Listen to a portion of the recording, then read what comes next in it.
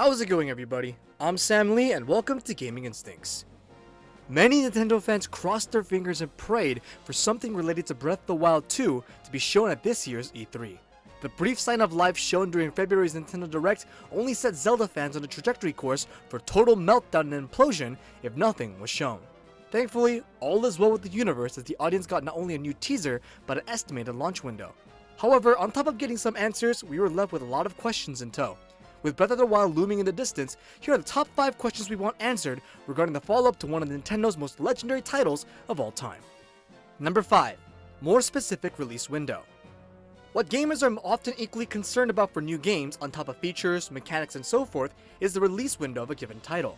A game could promise a whole swath of amazing material, but if its release is delayed or worse, held in limbo, it does not bode well for the game's future. Metroid Dread is a good example of an ambitious game whose development was halted due to limitations of technology and subsequently thrown into development purgatory. Thankfully, in Dread's case, it was revived and slated to be released later this year. Breath of the Wild 2, which doesn't even have a working title yet, at least provided a year for when the game should be ready for launch. The release window Nintendo seems to be aiming for is the vague year of 2022 with no particular season or quarter attached. It seems the development team is trying to give themselves ample breathing and working room to craft their game while also providing gamers a glimmer of light at the end of the tunnel. Nintendo using a non-exact answer could also be to cushion against potential future backlash in case delays do happen. If they had given too much of a specific answer and did not meet the deadline, it would be akin to throwing themselves at the dogs. We are most likely looking at a Q3 or Q4 release window for Breath of the Wild 2, to give developers ample time to iron and polish the game to the same level of quality and design its predecessor was given. Though we would have preferred a more exact estimation of when Breath of the Wild 2 be released, specific months or season, a vague answer is better than no answer at all. Number 4.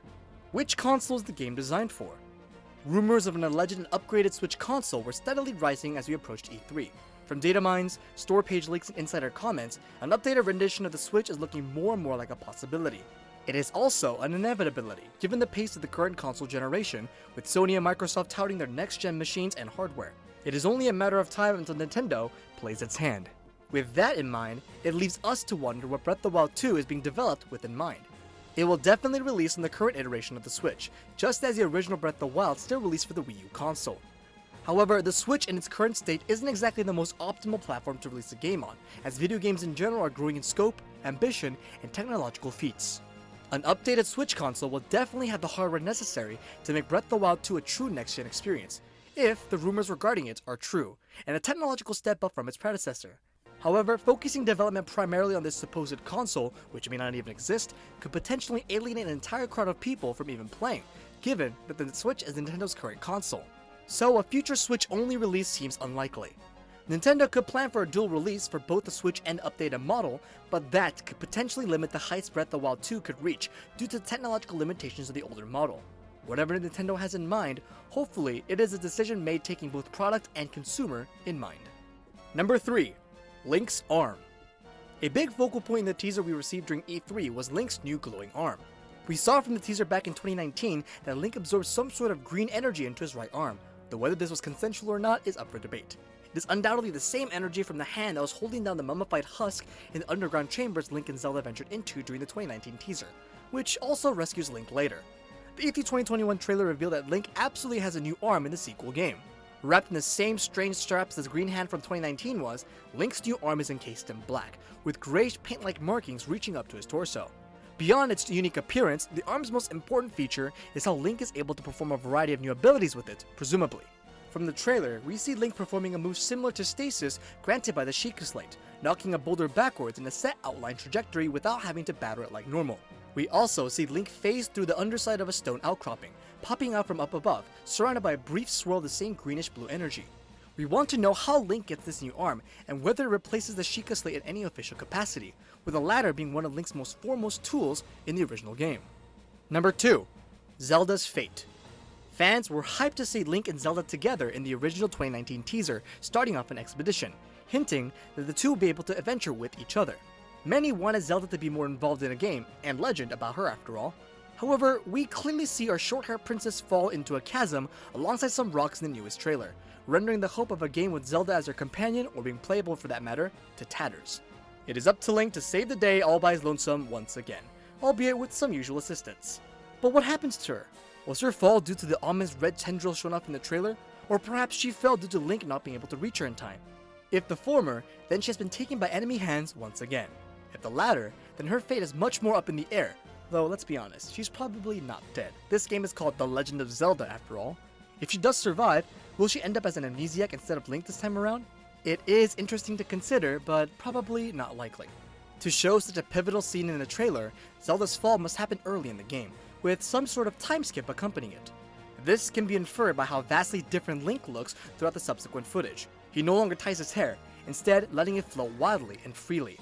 The small snippet where Link obtains his new arm also briefly shows him shirtless and probably injured, lying on a metal platform laced in runic letters.